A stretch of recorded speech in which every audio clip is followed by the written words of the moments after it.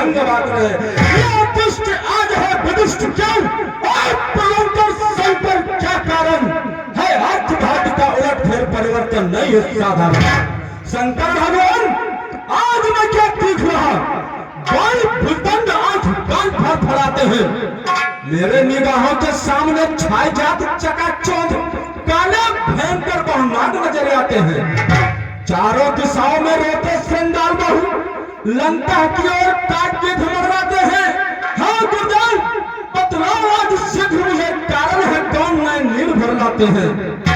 ठीक है गुरुदेव, अब मैं अपनी इस मायावी शक्ति से गुरुदेव की भक्ति से गुरुदेव का ही ध्यान लगाकर देखता हूं कि इसका रहस्य क्या है।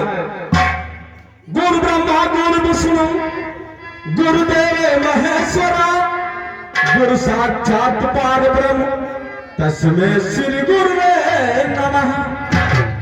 हरि ओम नमः शिवाय, हरि ओम नमः शिवाय। ओह कठोरों में सुंदर शस्त्र की झलकार, आवाज गुरु शंकर की कह रहे गुप्त झनकारे सब। अब मर्दन आया है धरनी पर, कोई कहता सौ प्रदेशों में मधुसूदन आया है धरनी पर। इस प्रकृत नदी का संचालक सर्वेश्वर आया है धरनी पर। कंकोर सुआ के सारंग की सारंग भर आया है धरनी पर। तू भी सचेत हो लंकापति, अस्मरण रहे उद्धारों का। ये भेद न प्रकट होने पावे तेरे उच्च विचारों का। एक लाख प्रभु का शत्रु बना, अब पूरा हमसे कराना है। अपने जीवन का संपूर्ण इंद्र अब रहस्य मुझे रचवाना है। अच्छा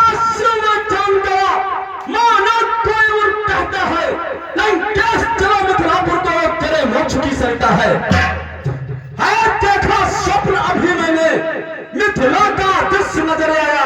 श्री जनक राज मिथिलेश्वर ने मां स्वयंवर ठहराया है। रचा स्वयंवर मिथिलेश्वर लंकेश्वर की राजधानी में, जाने को उठा विचारो हम मिथिलेश्वर की हैवानी में।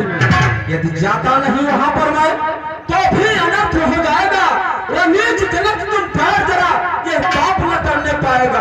अच्छा गुरुदेव मैं जाऊंगा जरूर, जनक का पाप पूर्ण करूंगा।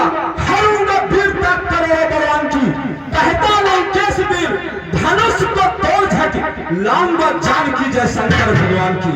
मंत्रियों जाओ महल के मेरी प्राण के लिए मंदोदरी को बुला लाओ। जैसे क्या महाराज।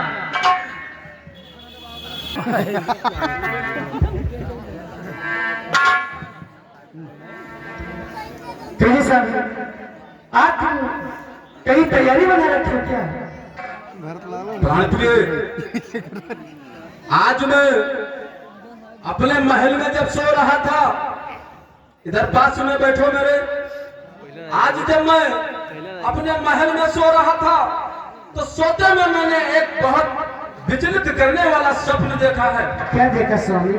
प्राणेश्वरी, मैं सोया हुआ था महलों में, देखा एक अजनबी सपना को कि मिथिला नगरी के राजा ने रचवाया है एक स्वयंवर को। देश देश में पत्र भेजकर बुलवाया सब राजन को, उसी में सीता सुता तुम्हारी लिए खड़ी जयमाला को। किया निरादर है मेरा, मुझको नहीं बुलाया है, जाकर लाऊं सुता तुम्हारी बस यही समझ में आया है। कितना सुंदर कितना मनहर है सपना परम पुनीता, हर्षित हो गया जनक राज में बचे स्वयंवर सीता। विश्व छत्रपति एकत्रित तहाँ आए लक्ष्मण रामा, निश्चर गुण कारण हेतु प्रगटे दशरथ नृप धामा। धनुष तोड़ ब्याह तेरी पुत्री बनी है जनक जमाई, हर इच्छा है प्रबल प्रिय घर बैठे ही मुक्ति पाई। मैं ब्रह्म की शक्ति समेत निमंत्रित कर मिथिला में जाऊं, राजेश्वरी गुरुदेव भागवत कंधर के की गाऊं। प्राणेश्वरी, वहां पर जो तुम्हारी पुत्री सीता है उसी का स्वयंवर हो रहा है और उसी स्वयंवर में मैं जाना चाहता हूँ। लेकिन सीता हमारे पुत्र कैसे है? प्राणेश्वरी, आपको ये विदित नहीं है कि सीता मेरी पुत्री कैसे? सुनो, दंड कारान वन से उन 88,000 ऋषियों का निकाला हुआ रक्त का घट जब मैंने तुमको दिया था और तुमने मुझसे पूछा था कि प्राणनाथ इसमें क्या है, तो मैंने कहा राजेश्वरी इसमें विष है, मैंने आपसे ये नहीं कहा कि इसमें रुधिर है, विष बता करके आपको दे दिया। आपने उस रुधिर भरे घट को अपने पलंग के नीचे रख दिया। कुछ दिनों के लिए मैं भगवान शिव की तपस्या में हिमालय चला गया। बहुत दिनों तक जब लौट के न आया तो मेरे वियोग में एक दिन आपने उस विष को, उस रुधिर को विष जान करके पान कर लिया।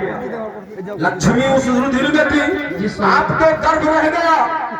इस समाज के डर से, मेरे डर से आपने उस अपने गर्भ को माता भगवती की कृपा से एक घट में रख करके पुष्पक विमान पर हो करके जाके मैथलपुर प्रदेश में आपने दबा दिया। जब मैं रक्त ले रहा था तो उन ऋषियों ने श्राप दिया था कि ये रक्त मेरा जहाँ जाएगा वहाँ अकाल पड़ जाएगा।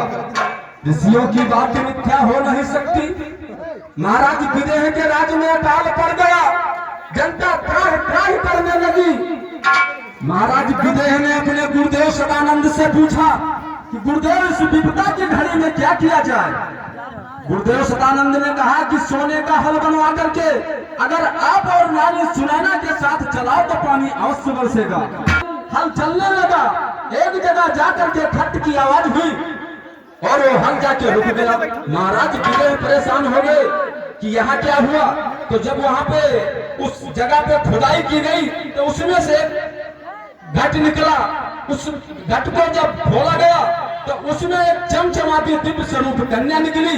उसी समय घटाएं घिरी आई, बरसात होने लगी और देवलोक से नारद जी आए।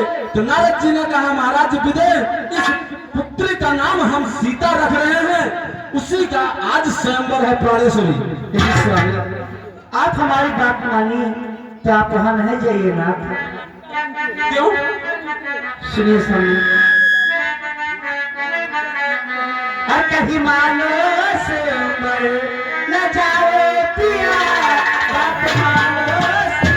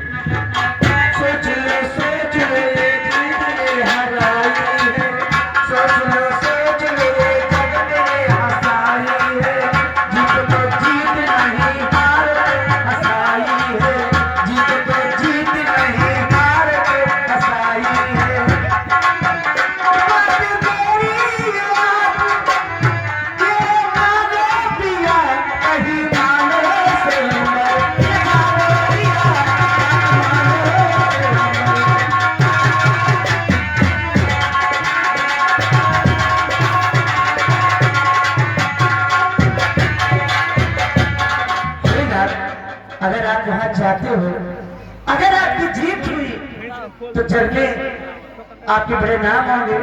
अगर आप वहां हार गए ना तो जग में आपकी हंसाई होगी। इसलिए मैं कह रही हूँ ना, आप वहां मत जाइए।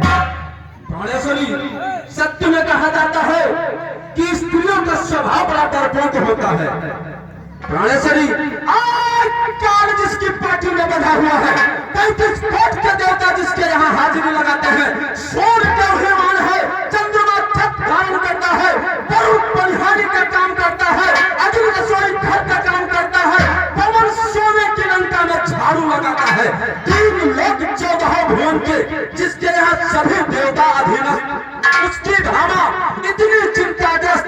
प्राणेश्वरी, तुम चिंता न करो, महल में चैन पूर्वक विश्राम करो और महल के मेरा धनुष बांध रहे हो और प्रसन्न से कह दो कि मेरा पुष्पक विमान तैयार करे, जिससे मैं शीघ्र जनकपुर जा सकूं। अगर आप नहीं मानते हो तो मैं आपको जाने से नहीं रोकूंगी, आप जाइए ना।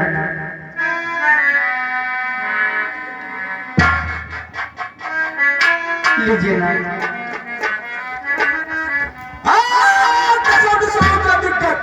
देवता मेरी बात कान खोल करके सुन लो। अपने सोचे हुए कार्य